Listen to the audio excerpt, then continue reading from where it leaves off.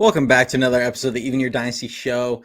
It is Monday. The Giants are coming off a 3-game sweep at the hands of the San Diego Padres, including a stretch in which they had 32 scoreless innings. They got shut out in the first 2 games as well as the last game against Milwaukee. And then they were shut out for the first 5 innings of the third game before Donnie Legends, Donnie Walden hits a home run to center field. What could have been a really cool moment and should be, I feel like, the story of today. Elliot Ramos hitting the first splash hit ever hit by a right-handed hitter in the 9th inning off a 100-mile-an-hour fastball to tie the game. It was a huge home run and awesome moment, especially with all the little things connecting. He's from Puerto Rico on Orlando Cepeda, the day they celebrated Orlando Cepeda, and it was Roberto Clemente Day, so he's wearing number 21 to honor Roberto Clemente. It was just kind of a lot of cool things with that moment. For those of you that have watched this channel for a while, I did say at one point, I'd have to dig up exactly when, that I did feel that Elliot Ramos was going to be the guy that was going to be the first guy to ever do it. Now, granted, there probably should be a little bit of an asterisk next to that after the water cannon robbed Buster Posey of it in Game 1 of the 2021 NLDS against LA off of Walker Buehler. But officially, Elliot Ramos is the first to do it, which is a awesome moment. However, all that said, for those of you that subscribed to The Athletic and saw the article that came out from Andrew Baggerly yesterday, there's a little bit of a bigger story that came out that kind of overshadowed everything, including the game yesterday.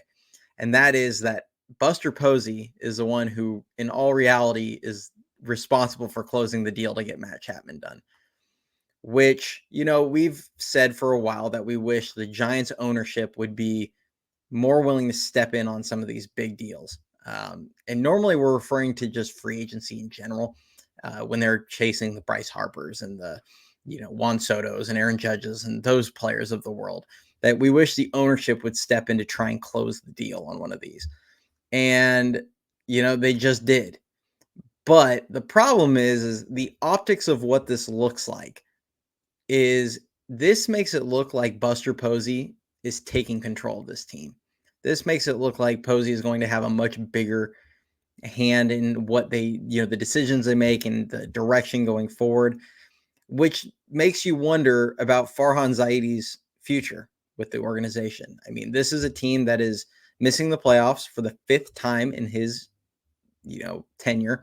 They're going to miss, or they're absolutely spiraling at this current moment. I believe they're 6 games under 500 and just on a sharp downward trajectory at the moment. And I don't know how we can feel like Zaidi is really going to be back going forward when ownership's going over his head to get extensions done because they're sick of waiting around on him to close anything. And yes, there's the risk that this deal is not going to be, ideal for what we would have all wanted a Matt Chapman extension to look like. We've all mentioned this in the past, but especially the last couple of years of that deal, it might look rough. But this is ownership stepping in, basically showing dissatisfaction with the way it's being run, and this is ownership basically showing a vote of no confidence and no faith in Farhan Zaidi. Now, maybe he does stick around. Maybe I'm totally off, but this feels like Posey's taking control. And this story coming out when it is that Posey is the one that was really responsible for closing this deal and getting it done. And it feels a lot like when the stories of Gabe Kapler losing the clubhouse control last season came out. It's almost like, all right, we're going to go ahead and leak these things. And then Kapler gets fired like a week or so later. And now it's like, okay, ownership had to step in to get a deal done, an extension done that most people wanted done. Are we going to see Zaidi out in about a week or so? And then the follow-up to that is if we do see Farhan Zaidi, removed, it's going to be very interesting to see the direction of this team, going forward. Is Buster Posey going to take a leading hand, be the big face of the franchise, almost kind of like a John Lynch type character? Now, he's a member of the ownership group. He's a member of the board of directors, which is only 6 people on that. So it's entirely possible that he would have much more say, especially because everyone that follows the Niners knows Kyle Shanahan's really the guy that makes all of the like he's the buck stops at Kyle Shanahan. He is the guy that gets to make the final decision. Well, Posey's a member of ownership. He's going to be one of the guys that gets to have that final say, along with the Johnsons, obviously, and the other people on the board. But it'll be interesting to see if he's a guy that takes, a leading, he takes a leading role in the role of like the front office and everything and making the actual baseball decisions, or if he ends up, if they promote a guy like Pete Patilla, or if they bring in someone from outside and they decide to, kind of work more hand in hand. The one thing, obviously a lot of players haven't had good histories, whether you're looking at like the in executive roles, guys like Derek Jeter, Michael Jordan, different guys like that. But when you watch Farhan's tenure, the biggest complaint I've had with him is he's never had the guts to make the big moves. He's never put his chips on the table and pushed him in. He's never been willing to make the very difficult move to stomach where it could blow up in your face, but the potential reward is great. He's always very calculated. He's very risk averse with everything he does. And I don't think Buster would operate that way. I mean, Buster knows that they won 3 World Series off of, yes, they developed their core internally, but they made a lot of bold moves. They didn't just hold on to every top prospect they have. They moved guys like Tim Alderson, who was a top prospect at the time. Now, they were dead on by doing it to get Freddie Sanchez. They moved Tommy Joseph, that people forget was a top prospect at the time, in order to get Hunter Pence. They moved Zach Wheeler, who obviously was a top prospect. That one didn't work out, but they had the guts to do it. And they constantly made these moves to try and better the team, to try and, give them their best chance to win a World Series. And it worked out 3 different times.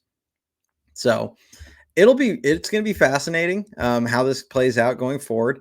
I do think Posey's a guy that would have the guts to do the big moves that are needed. And I think it would be a wildly popular move with the fan base. They talk about, the one narrative I've seen out there a little bit about this has been that Posey kind of puts his reputation on the line a little bit if he's going to end up making the decisions. And I don't know if he wants to have that big a role with his family situation, which is part of why he stepped away from the game in the first place and has kind of mentioned not wanting to be a manager and things like that. So I'm not sure if he'd want that big of a role, but it's, it'd be pretty interesting to say the least. And I don't think he'd be really putting his reputation on the line, because at the end of the day, they won 3 championships where he was the centerpiece of those championship teams. Yeah, we could argue the pitching staff as a whole, but Buster Posey was the face of that team for 3 championships. Buster Posey is going to be the one that's in the Hall of Fame at the end of this. I mean, as well as Bochy, but he's going to be the Hall of Famer of the group. And I don't think there's anything he could almost do as far as being an executive, just performance-wise as an executive, that would really tarnish his reputation with Giants fans. That guy is going to be loved by Giants fans from now until the end of time, forever, because you can't take those 3 rings away at the end of the day. So I don't agree with that narrative that he's really putting anything on the line, but it would be fun to see it. It would be interesting. I don't have the strongest feelings as far as if he would be successful or not, but it would definitely be a popular move, I believe, with Giants fans. I do think they would need to get someone in with him, like a Patilla, maybe making more of the daily decisions and Posey being more of a directions guy. But it would be kind of interesting. So let me know in the comments what you guys think. If you think Patilla is, or not Patilla, if you guys think Farhan is, definitely on his way out, if you guys think this is just a non-story. But the timing of it and the optics of the whole thing, it just makes you think. And I don't know how we could, view this as anything differently. But as always, if you guys enjoy the content, like the video, subscribe to the channel. I appreciate the support I get from all of you. We will have the minor league video coming out tomorrow morning. And then we'll get a live show going later this week as well. I plan to jump over on NorCal Sports Network with them on Wednesday, so you can catch me there. And then we are in the process of trying to get a pretty cool video put together that will likely be next week sometime. So we're going to try and figure that out. I'm not going to give any spoilers on what that might be yet. As we get closer and once we get it recorded, I'll kind of tease it a little bit before we get it actually posted. But keep in mind, we got some cool stuff coming up. So as always, go Giants, and we will catch y'all tomorrow. Bye.